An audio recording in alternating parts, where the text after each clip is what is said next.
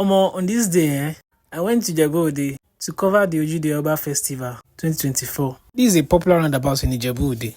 Look at the statue. Anyhow. Then we saw this beautiful corn. It's fucking expensive. The woman said, Emuni meta 500 naira. Ilule. Nigeria ti dori kodo. Approximately, one corn is 200 naira. Oh, God. We bought it, sha. Finally, we got to our destination. That is me handling my camera. That same evening, we did a short documentary for the popular Balogun Odunuga of Ijebu. Okay, Abokina, abeg, tie those us very well. Although I heard that if you don't stay behind them, at the back, they won't kick you. And they are not that aggressive.